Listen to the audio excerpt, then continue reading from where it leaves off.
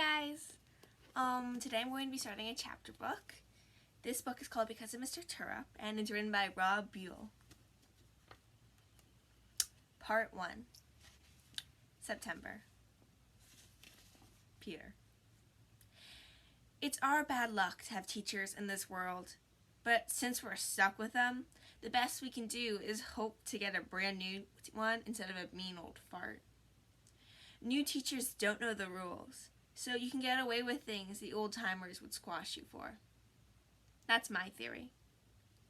So I was feeling pretty excited to start 5th grade with a brand new teacher, a guy named Mr. Terupt. Right away, I put him to the test. If the bathroom pass is free, all you have to do is take it and go. This year, the bathrooms were right across the hall. It's an easy way to get out of doing work. I can be really sneaky like that. I take the pass all the time, and the teachers never notice. And like I said, Mr. Terupt was a rookie, so I knew he wouldn't catch me. Once you're in the bathroom, it's mess around time. All the other teachers on our floor were women, so you didn't have to worry about them barging in on you. Grab the bars to the stall and swing. Try to touch your feet to the ceiling. Swing hard. If someone's in the stall, it's really funny to swing and kick his door in, especially if he's a younger kid. If you scare him bad enough, he might pee himself a little. That's funny. Or if your buddy's using the urinal, you can push him from behind and flush at the same time. Then he might get a little wet. That's pretty funny too. Some kids like to plug the toilets with big wads of toilet paper, but I don't suggest you trying that. You could get into big trouble. My older brother told me his friend got caught and he had to scrub the toilet with a toothbrush.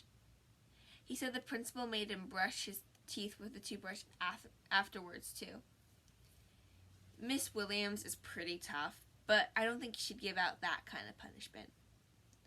I don't want to find out, though, either.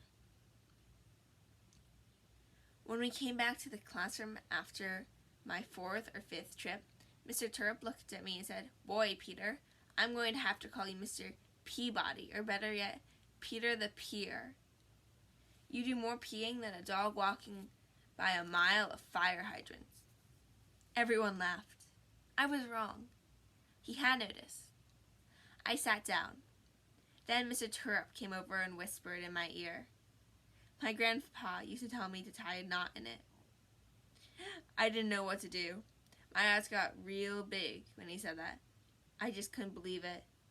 But it doesn't matter. Mr. Terupt went right back to the front board and the math problem he was going over. I sat there with my big eyes. Soon a smile, too. "What did he say?" Marty asked. Marty's desk was right next to mine. "Nothing," I said. Ben and Wendy leaned across their desks to hear. They sat right across from us. Our 4 desks made up table number 3.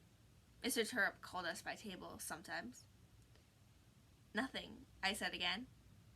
It would be my secret. How cool was Mr. Terupt? His reactions were way better than being yelled at like the old farts would have done. Some kids in my class would have cried, but not me. And somehow, I think Mr. Terupt knew I wouldn't. It was his way of letting me know that he knew what was going on without making a huge stink about it. I liked that about Mr. Terupt. He sure could be funny, and I'm a funny guy. This year, for the first time in my life, I started thinking school could be fun.